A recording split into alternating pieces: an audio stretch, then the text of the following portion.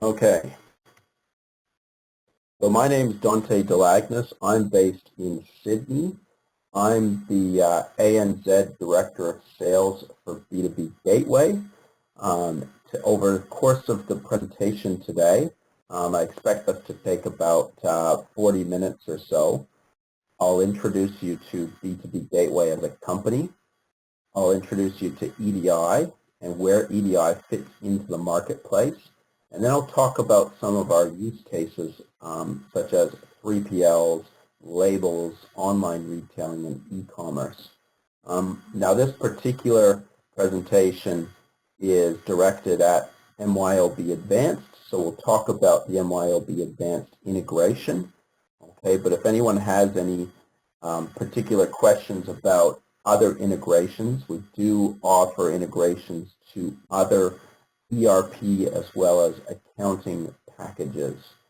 And we'll talk about the client portal and a little bit about how we work with our customers. So how we set them up, the support that we offer, and then we'll get into pricing a little bit. Finally, I'll give you my contact information so that afterwards, if there's any further questions or if you have any particular use cases you want to talk about, we can have a conversation afterwards. Okay. So let's get started. So B2BGateway, we were founded in 1999 in the U.S. In Boston. We're now based in Rhode Island. Okay, so on the east coast of the U.S. And then we expanded into Europe and Asia as well as Australia. So we've been operating in Australia for about 1.5 years, almost 2 years now. And one of the key reasons why we entered the Australian market was we did have an integration with Acumatica. And when MYOB decided that they wanted to partner with Acumatica to release the MYOB Advanced ERP system, they asked us if we could partner with them to provide EDI solutions. And so we decided that we would, and we decided we'd open an office in Australia. So today we have an office in the city with a few people providing sales, post-sales, and pre-sales support. So our customers have access to live support during business hours in the Australian marketplace. Over the years, we've set up about 25,000 trading relations between our customers and their trading partners. And during an average month, about $30 billion worth of transactions go through our systems. So we are quite scalable. We can handle the smallest customer all the way up to the largest customer. So any EDI requirements that our customers have, generally we're able to take care of them. So since we've been operating in Australia, we've done quite well. We've formed some good relationships. We've signed up a number of customers in various markets. We've also worked with a lot of the different retailers to provide EDI so they can send their orders and collect their invoices from their customers. So this is just a snapshot of some of those companies that we've worked with in the local area. Now, the benefit of B2BGateway being a global company is that we have these sorts of relationships everywhere in the world. And we do have a number of customers in Australia that sell primarily overseas to retailers such as Walmart or Nordstrom or CVS or Tesco. And because of our global reach, we're able to work with the local companies here and provide a service that we can connect to Nordstrom, for example, in the U.S. because our employees over in the U.S. have a very good working relationship with companies such as Nordstrom. So partnering with B2BGateway does have that advantage over other local businesses that don't have that global reach. And a number of those logos on the left-hand side go almost exclusively with companies in the U.S. So if anyone's interested in that, just feel free to contact me afterwards and we can talk about how that works. Now EDI, very basically, is the process of sending electronic data between one computer and another by electronic means. Okay, so most of the times the use case is retailer wants to send a PO to their customer, and rather than sending it over a fax machine or attaching a PDF file to an email, they set up an EDI process where that purchase order goes directly from the retailer to the customer, and then any documents that need to be returned are also returned as electronic documents. So there's no more manual data entry. There's no more picking up the phone to call people to confirm that they've received orders. If the customer is using an ERP system, then the purchase order is automatically imported into that ERP system as a sales order or as an invoice. And that customer is notified that that order has come into the system, and then they can start whatever workflow or whatever process is required to fulfill that order. So that's basically what EDI is, and that's what many of our customers are using EDI for. And it sounds pretty simple, but in fact it's not, because generally it's the retailer that sets up EDI and then asks their suppliers to conform to the EDI standards that they've set up. So every retailer has a different interpretation of EDI. And as a supplier, it's difficult for that supplier to know exactly what those requirements are. In various parts of the world, there's different standards that are applied. So there's ANSI, there's EDIFACT, there's XML, and then there's different communication protocols such as VANs and IS2s and FTP. And finally, there's the integration with the ERP. So companies do have a choice of trying to do it themselves. They can either pay someone internally to develop the EDI integration for their customers, or they can hire a third-party consultant to write the EDI requirements for them, or they can partner with someone such as B2BGateway. So if we look at, like, let's say it's a supplier that's sending that sells to Walmart, Kohl's, Costco, and Woolworths, if we wanted to develop an EDI system to conform to the requirements of those 4 retailers, it's a fairly complex job that needs to be done. So if we look at the requirements of those 4 retailers, each one of them is different. Okay, so Walmart uses an AS2, Kohl's uses a VAN, Costco uses FTP, and then all those different boxes have all the different requirements that each one of those different retailers need. So that's a fairly complex task. Now, I guess the other thing to take into consideration is that none of those retailers stand still. So Walmart is continuously changing the requirements for their EDI.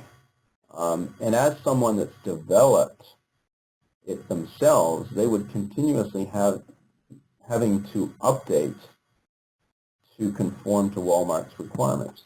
So B2BGateway basically takes all of that away from you, okay, and does it all for you. So basically we set up EDI, and then the customer just can forget about it.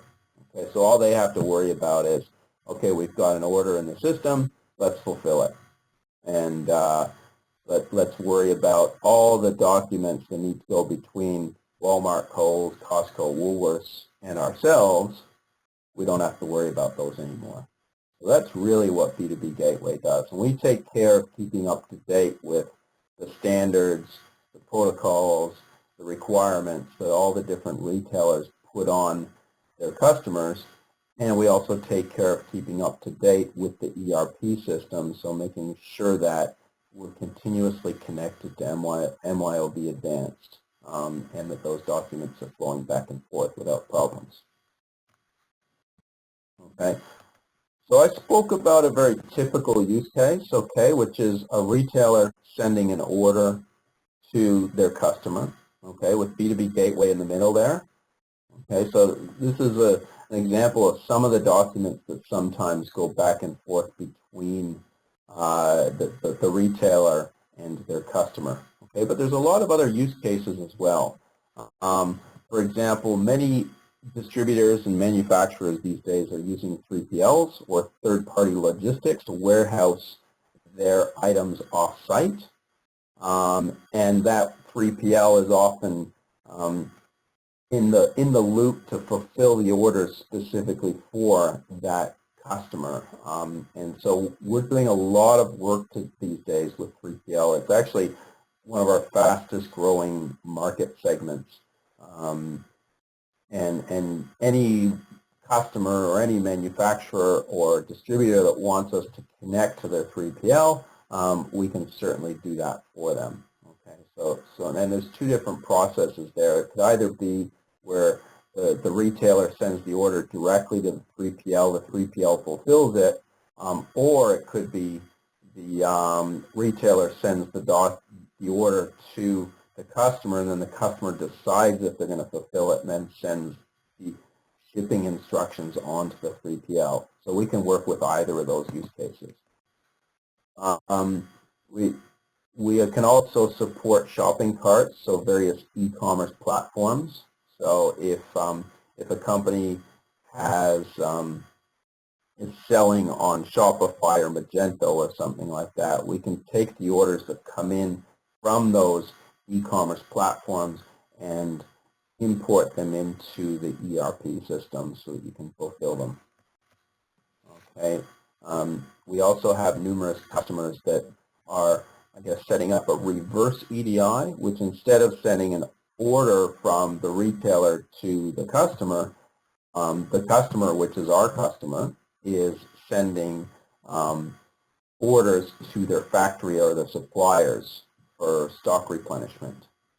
Okay, so perhaps they need to reorder cans of beans or something like that, and they would reorder those from their factory, wherever that factory may be.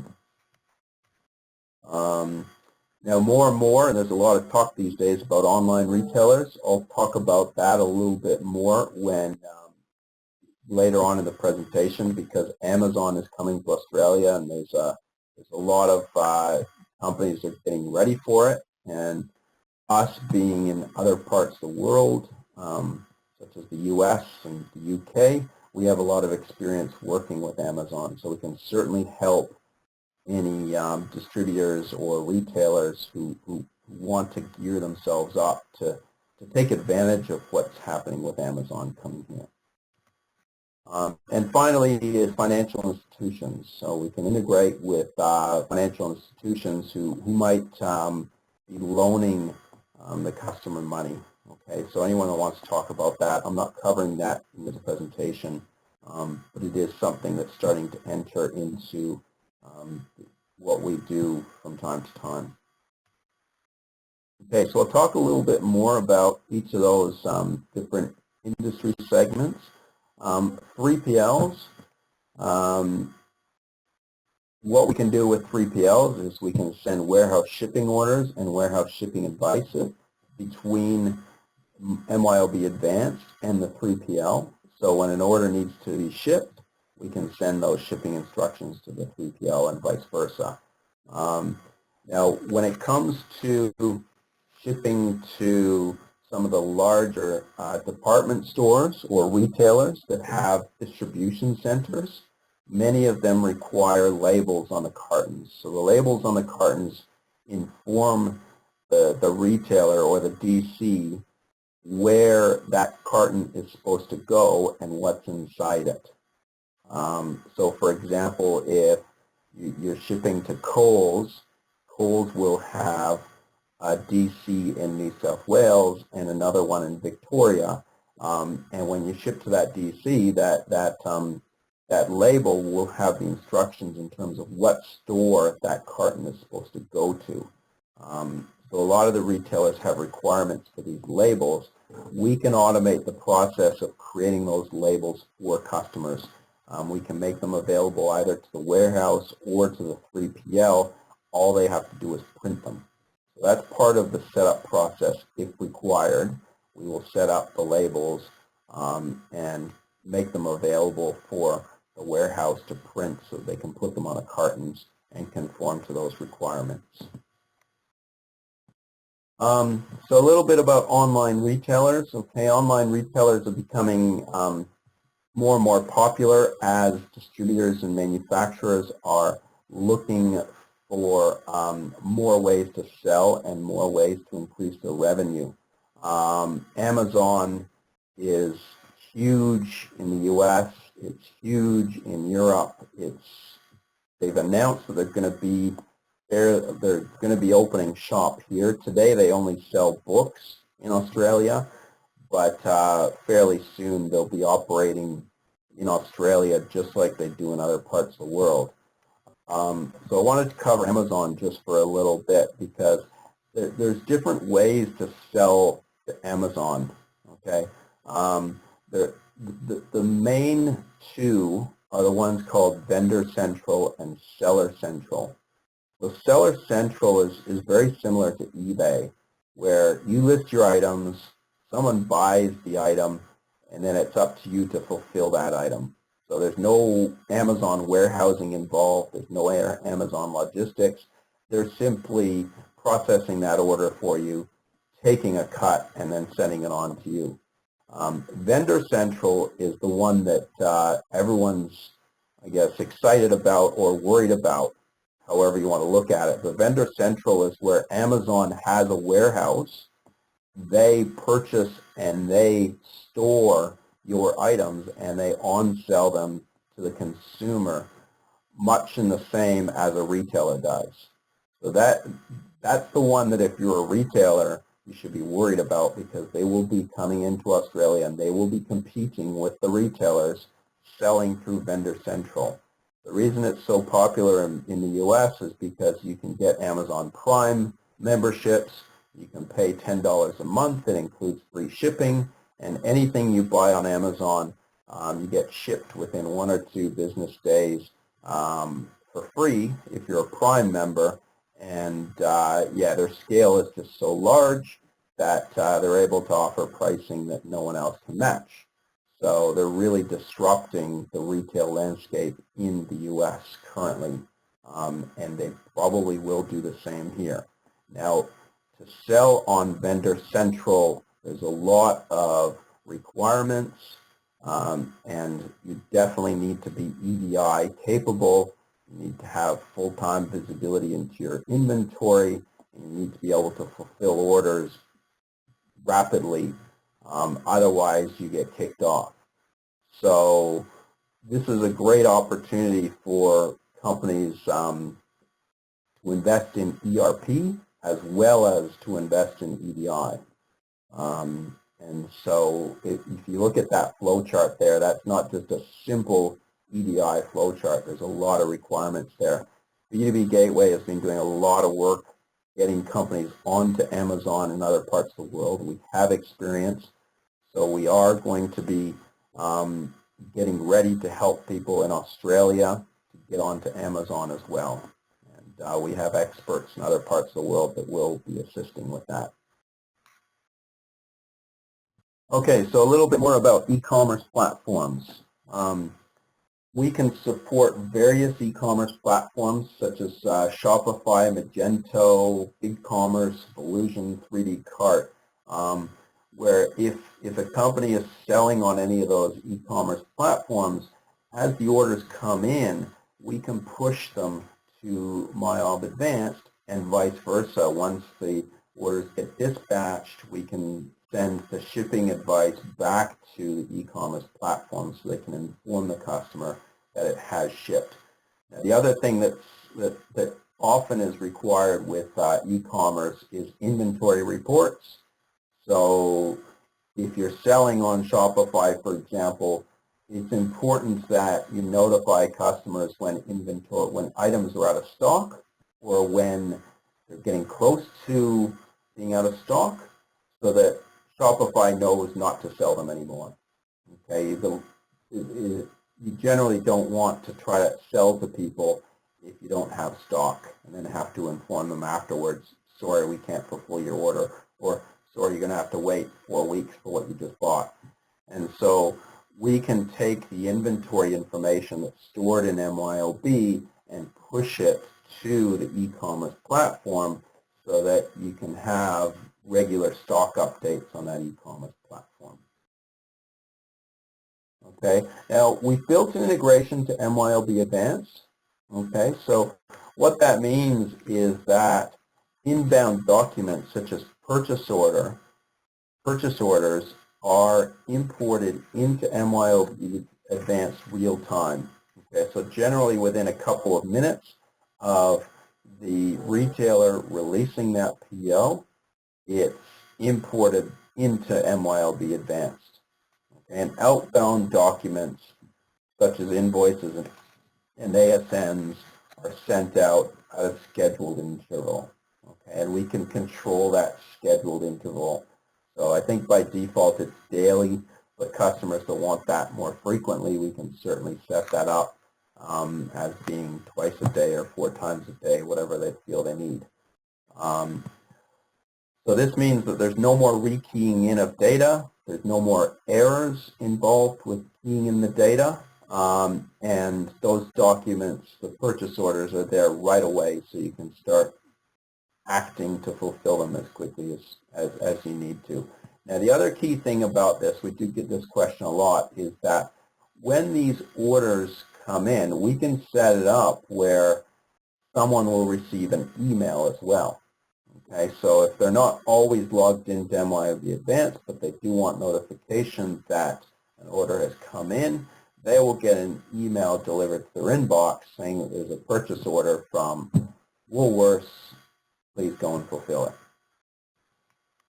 Okay, now from within MYOB Advanced, there's also access to the Client Portal. The Client Portal is a separate portal that you can log into independently of MYOB Advanced, or customers that are logged into MYOB Advanced can simply jump across to it. Now within the Client Portal, there's a lot of good information there. So there's data available based on the trading partners that you have, what the status is, all the different documents that are flowing through the system, so you can look at the reports on which documents are coming in, which ones are going out, exception reports, so if there are any problems, you have access to exception reports, so you can go and see what those problems are and troubleshoot them, and contact support. So contact support is a very important thing. If there are any problems with any of the documents, sometimes the customer might be able to fix it themselves, sometimes they can't, in which case they can open a support ticket through the Client Portal, and that ticket is tracked.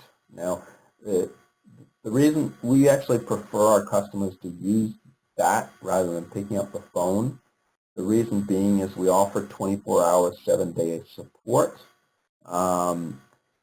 which means that if they are opening a support case at 3 o'clock in the morning, no one in Australia is going to be awake, but it will be diverted to someone in Europe or someone in the US, and they will be able to act on it immediately. So a little bit more on some of these, some of the functionality in the Client Portal. So this is what it looks like. You have a dashboard showing your different trading partners. Now, during the setup process, you can see the status of those different trading partners. So when we'll talk about a little bit later on the setup process, but there are a number of stages involved in the setup of each trading partner. So you can go in and monitor the status of those trading partners so you can see when they're likely to go live. You can look at the transaction reports. Okay, so for each trading partner, you can see the different documents that have come in and gone out of the system. Okay, if there are any problems, you can get an exception report. The exception report will show you the documents that you've had problems with, and you can hopefully troubleshoot them. Now, exception reports can also be emailed. Okay, so often if there's a problem with a document, customers want to know about it right away, and so we can set it up where those exception reports will immediately be emailed to a particular individual so that they know that that document has had an issue and they know that they need to log in and try to fix it immediately. Now, some of these exception reports are generally pretty simple items, like let's say David Jones sends a PO to their customer and there's an SKU on there that's not recognized because it hasn't been mapped, so it might be a new SKU or someone's typed it in incorrectly. Then the exception report will say this SKU is unrecognized, in which case you can call up David Jones and ask them to fix it, or try to fix it yourself. So I mean, there's a variety of different reasons why exception reports might come out, but that's a common example. Now, functional acknowledgement is something that's enabled through EDI, which is, to me, is actually quite important because what that means is that your trading partner has acknowledged that they've received and accepted the file. Okay, so in the olden days, before EDI, purchase orders would be sent out by fax or by email, and often there's no record whether the trading partner has received it or not. I mean, I'm sure everyone knows of times that they've sent a fax and then they've called a week later and said, hey, did you receive it? And the person on the other side of the line says no. Whereas EDI enables this tracking, so whether they've received it, whether they've accepted it, and whether there's any problems with it.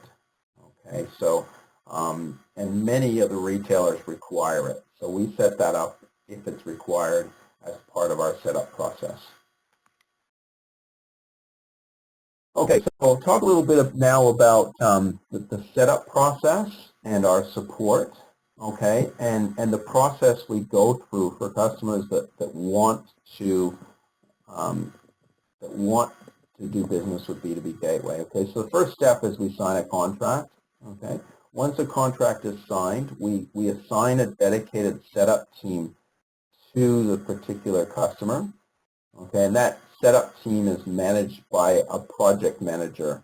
The project manager basically manages the communication between the customer and our developers who are going to do the setup. A typical setup takes about 4 to 6 weeks. It can take longer, it can take less. There's often a lot of different factors that influence the time it takes. Often, like, I mean, if a customer signs a contract with us at the same time as they sign a contract to buy an ERP system, we can't get started right away because we have to wait until the ERP system is set up to a certain degree before we can actually get started. And so in that case, it's going to take more than 4 to 6 weeks. Okay, but on average, it's 4 to 6 weeks for us to take to start setting up and to finish that setup. So as part of the process, we schedule a kickoff meeting, okay, in which case the project manager will talk to the customer and understand the requirements, understand any deadlines and milestones, any difficulties that might come up or discussed, and then after that, the project manager drafts up a project plan. Now, that project plan is imported into the client portal so the client can see real time the status of the project plan. Okay, so many times, like we might set up with a customer and they might have one trading partner. So let's say it's like a cricket bat manufacturer that's selling to Rebel Sports, and that's all they do. In which case, like, we still do a project plan, but it's pretty easy for everyone to track what's going on. because there's only one relationship being set up. But in some cases, we have customers that want to set up with 25 different retailers, in which case it's a fairly complex project because there's 25 different setups that need to take place, in which case it's a fairly complex project plan. So we will import that Gantt chart into the system so that the client can see all the different retailers and what the status of the different setups are. Which ones are live, which ones are being tested, which ones are having problems with. So if we're waiting for information from, let's say, Woolworths, and we need our customer to pick up the phone and ask Woolworths to do something for us, they can see in the project plan that we're waiting for them to do something. Okay, so once the customer goes live, then they're assigned to the rapid response team. So the rapid response team is the team that's available 24 hours a day, 7 days a week. So if there's any problems, we ask our customers to open a ticket, and it gets assigned to the RRT, and they generally, within a matter of a few hours, fix the problem for the customer. Okay. I already covered most of this, so I'm not going to talk about this very much. This talks about the various individuals at B2BGateway that are involved in the setup. So there's the project manager is really the key person that customers will talk to. Everyone else is in the background, and the project manager manages those people. And I also already talked about customer service, so I'm not going to talk very much about this. The key thing about here is that we do offer the 24/7 support anywhere, anytime, but with our office in Sydney, that means that we do have the live support. Customers can always pick up the phone during business hours and speak to someone live, or have emails that are returned live from our local team, who most likely worked with that customer during the setup, so they're familiar with their operations and their requirements. So ideally, customers would be asking for support during business hours, because we'll talk to someone local who actually knows the local retailers, rather than someone overseas that may not be completely familiar with the account. Now I'm going to get into pricing in a minute, but finally something we introduced not too long ago is an app. So for Google or for iPhones or for iPads, there's an app which is essentially the client portal available on a phone. So on that phone you can go in and see the transaction reports, you can see the status of the different trading partners, and you can run reports on trading volumes and whatnot. So anyone that travels a lot, doesn't necessarily have access to their laptop, they can do most things that are available on the client portal from their phone. I'd like to talk about pricing for a couple of minutes. Pricing to us, we're transparent, so there's no hidden fees. That's why we publish it. It's available on our website, and that's why we review it during these webinars. So over on the left-hand side, there's some fixed one-time fees during the setup process. Over on the right-hand side, it talks a little bit about the recurring fees, the monthly service fees. Okay, so I'll start by talking about the fixed fees. So customers that sign up with B2BGateway for integration with MYOB Advanced, there's a one-time fee of $800 Australian to integrate with MYOB Advanced. And then there's a one-time fee of $800 per trading partner. Okay, so if someone comes to us and says, we want to sell to Bunnings and Mitre 10, and we'll say, okay, well, it's going to be $800 plus another $800 times 2, so their setup fees is going to be $2,400. Okay, and that's a one-time fee that will never be charged again. Okay, so then once they go live, you're going to be charged $150 a month plus 8 cents per line in every transaction.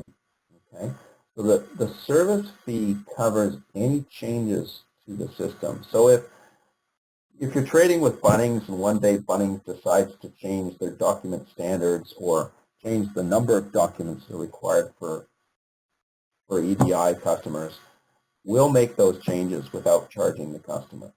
Okay, so that's where that service fee goes. The transaction fee is charged 8 cents per line in every order. So if you get a purchase order with 4 items in it, we're going to charge you 4 times 8 cents, so 32 cents for that purchase order. And if there's any return documents, we're going to charge 8 times 4 for those return documents. So if there's an invoice that has 4 lines in it, that's going to cost 32 cents as well. So at the end of each month, we count up all those SKUs, and you get an invoice for $150 plus the number of SKUs. So we have some customers that have low volume. We have other customers that have higher volume. If there is higher volume, those transactional fees, there are volume discounts available. So that price per SKU starts coming down. Okay, so it can get down to like a few cents a SKU rather than 8 cents. So my advice to anyone that's considering using our services, touch base with me. I'll work out roughly what it's going to cost for you to use our services. If I'm not available, I'll be able to give it to someone else to work on it and to give you an estimate of what those monthly fees may be. The other thing about the setup fees I want to talk about is we have some customers that come to us saying, well, we're going to set up with one trading partner, and then over the years they keep adding new trading partners. The way our pricing model works is each time a new trading partner is added, we charge another $800. So whether that's today or whether it's next month, whether it's next year, it's going to be another $800 for that trading partner. The service fee is the same whether you have one trading partner or 10 trading partners. It's always going to be $150 a month.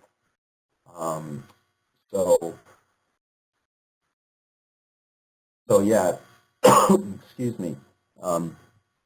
Yeah, so some customers pay the $800 up front for all their trading partners. Others will add those trading partners as they go.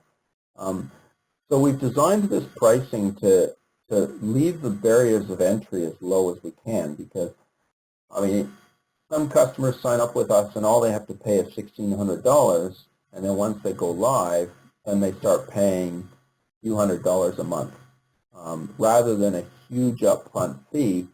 So that way, it's easy for customers to sign up and to get started without having to find out where the money is going to come from to invest in EDI. So we do have a number of case studies that we've developed from some of our customers that are trading with us. Tuatara is an MYOB Advanced customer. They've been a customer of ours for about a year or so. They've set up B2BGateway to help to automate the process of sending documents to the 3PL. Yeah, you can see from this case, from this quote here, that it's saving them several hours every month from manual data entry, which helps them improve the overall supply chain efficiencies.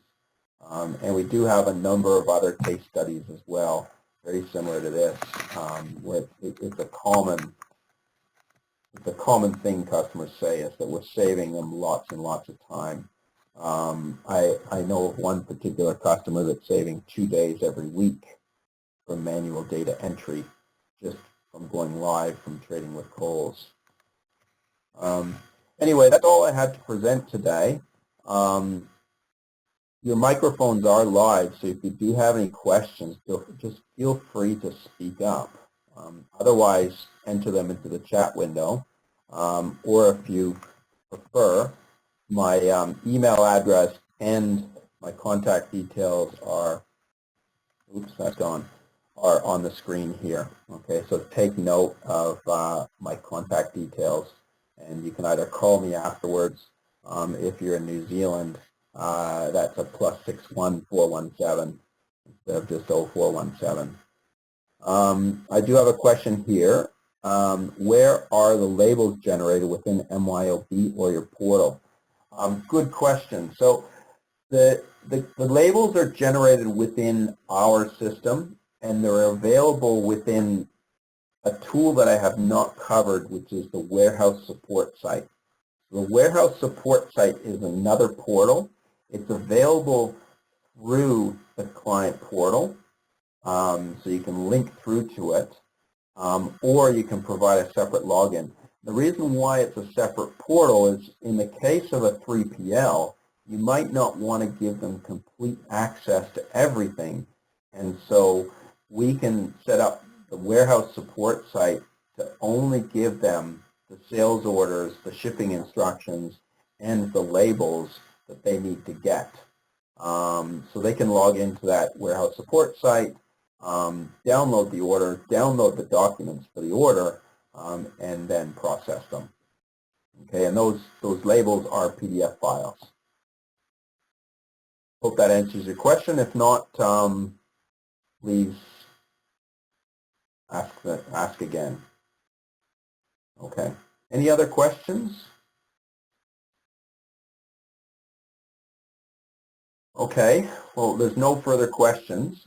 So if you do have further questions, just feel free to contact me afterwards.